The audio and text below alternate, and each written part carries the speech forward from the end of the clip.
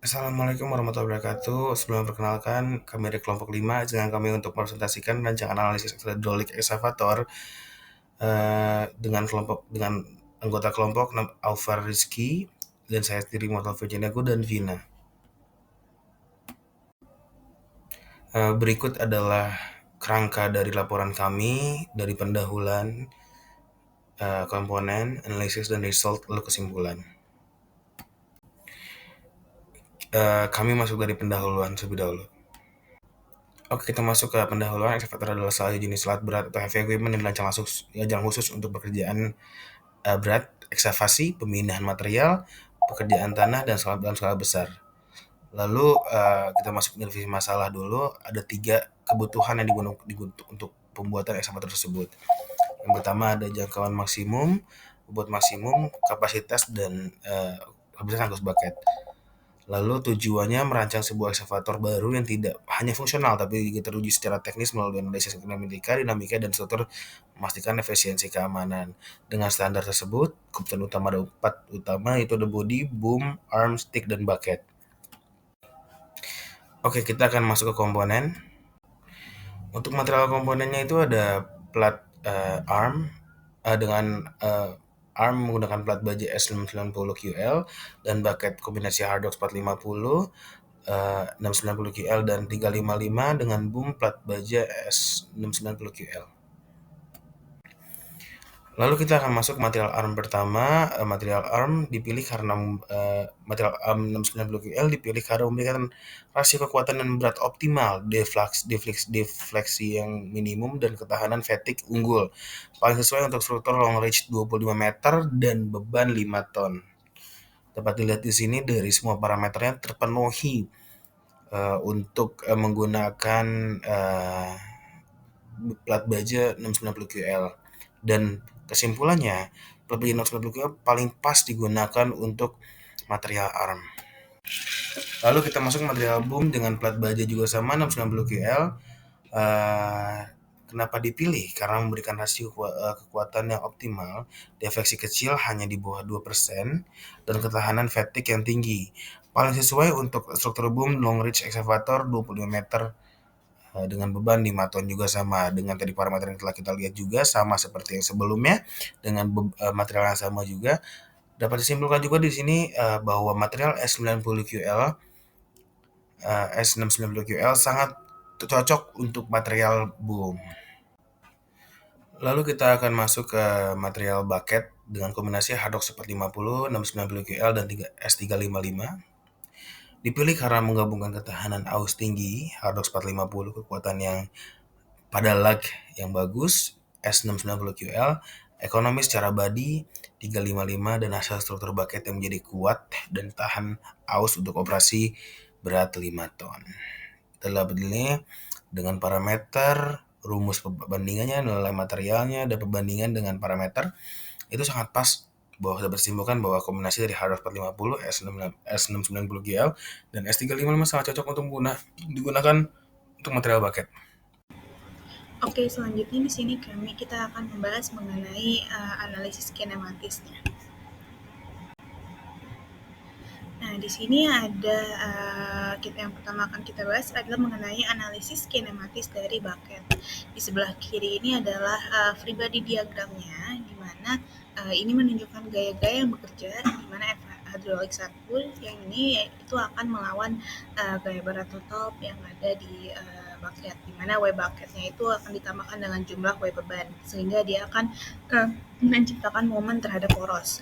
Kemudian di sisi kanan ini kita lihat ada parameter asumsi yang digunakan untuk mencoba melakukan perhitungan analisis, sehingga di sini kita mengasumsikan kapasitas bucketnya seperti yang diminta sebesar 4 meter kubik dengan densitas material. Kita di sini mengasumsikan materialnya ada tanah dengan densitas sebesar 1.800 kg per meter kubik. Lalu di sini ada massa material dalam bucket. Kita dapatkan dari perkalian kapasitas bucket dengan densitas material, sehingga dihasilkan masanya itu sebesar 7.200 kg. Kemudian ada perkiraan massa bucket yang kosong, itu kita asumsikan sebesar 750 kg dengan percepatan gravitasi sebesar 9,81 meter per second kuadrat. Kemudian di sini ada safety factor dari desain hidrolik sebesar 1,2.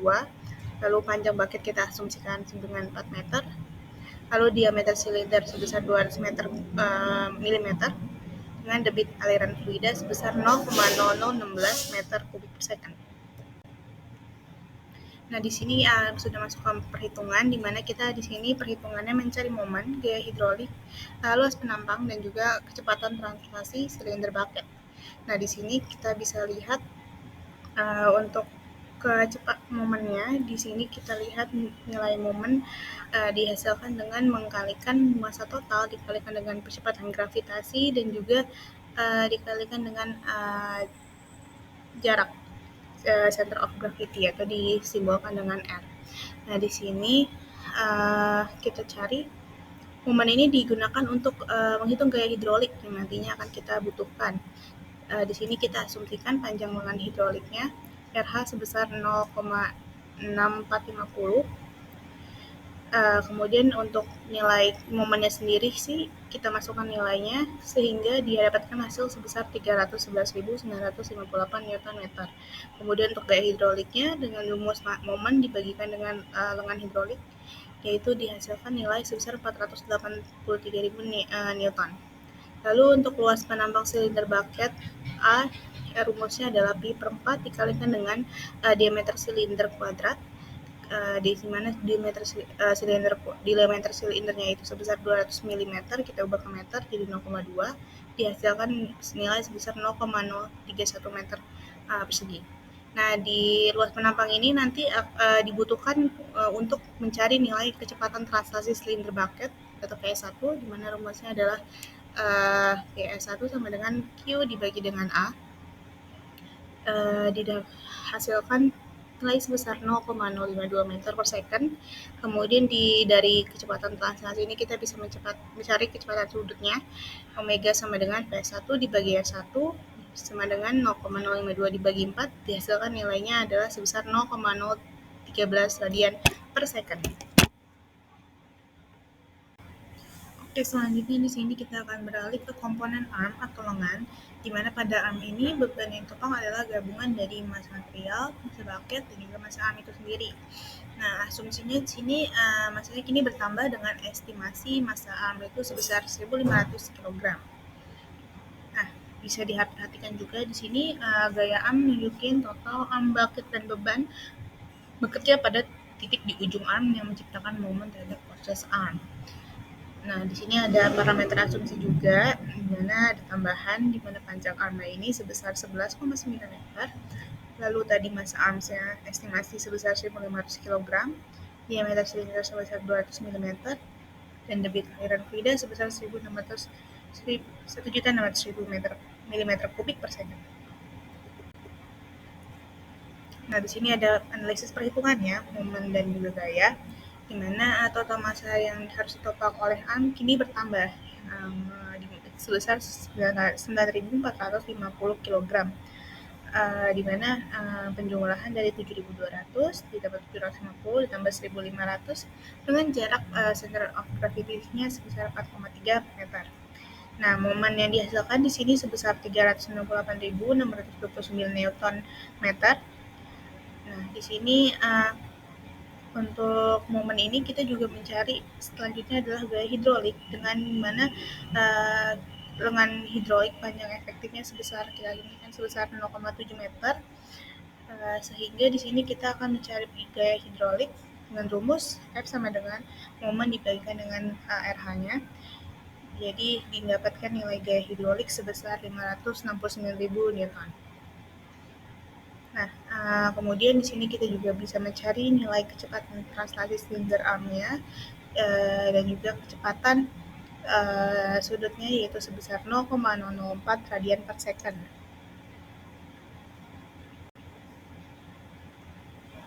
Oke, selanjutnya di sini adalah analisis kinematik pada komponen bom. Di sini bom ini adalah salah satu penopang utama dari seluruh sistem, di mana bom ini menampung beban si arm, bucket, dan juga beban material. Nah, di sini kita juga memiliki asumsi bom, di mana total massa estimasi kini mencapai 2.000 kg untuk massa si boomnya, dengan panjang efektif dari boom itu sendiri sebesar 15,76 meter dan juga panjang poros ke armnya sebesar 13,3 meter dengan diameter silinder boom juga sebesar 200 mm. Nah, di sini kita akan menghitung perhitungan momen dan gayanya, di mana massa total yang ditanggung oleh boom itu sebesar 9.950 kg dengan asumsi center of gravity-nya jaraknya sebesar 5,5 meter dan sehingga nilai momen yang akan dihasilkan sebesar 509.874,76 Nm. Nah, kemudian selanjutnya kita akan mencari gaya hidrolik, di mana kita di sini asumsikan dengan hidrolik efektifnya itu sebesar 1,5 meter, itu lebih panjang dari arm dan juga bucket, di mana gaya hidrolik yang dibutuhkan oleh silinder boom itu yang terkecil dan terdetiknya yaitu sebesar 339.916 Newton.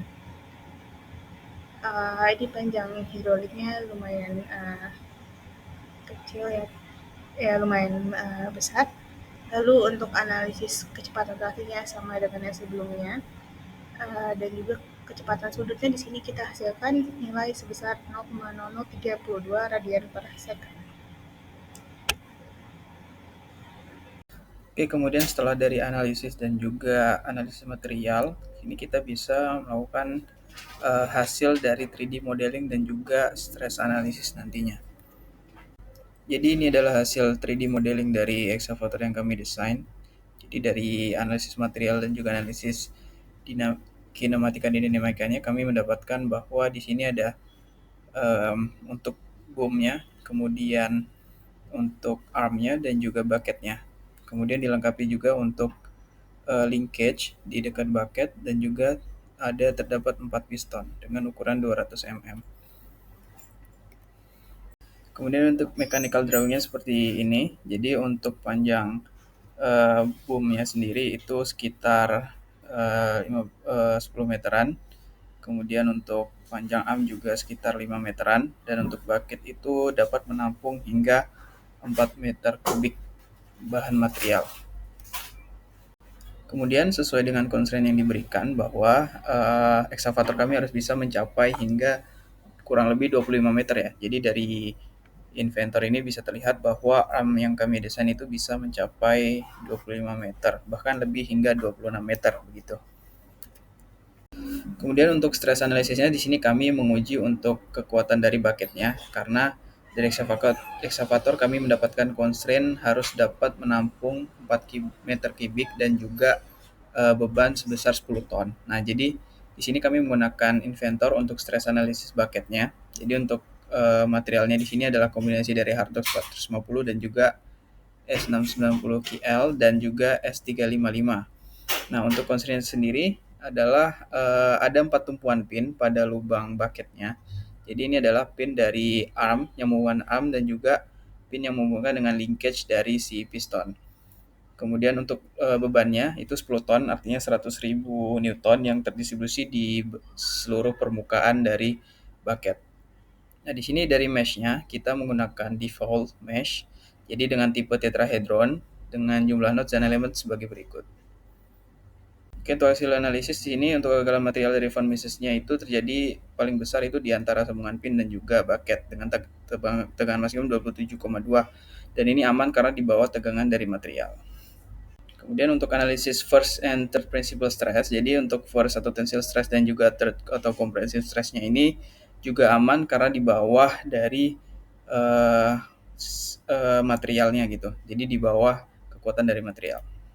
Kemudian untuk displacement atau defleksi, jadi defleksi terbesar itu terdapat di ujung dari gigi bucket, yang mana ini melengkung sejauh 3,5 mm dan perpindahan sebesar 3,5 mm ini dianggap kecil, jadi tidak mengganggu fungsi dari geometri dari bucket dan juga armnya. Kemudian untuk analisis safety factor, jadi untuk bucket excavator itu safety factor yang dibutuhkan itu sebesar 2,65 atau lebih dari 4,98. Jadi di sini SF-nya itu 15, jadi dan minimumnya itu 9, jadi bucket ini aman untuk displacement-nya. Sekian dari kelompok kami. Ya, terima kasih.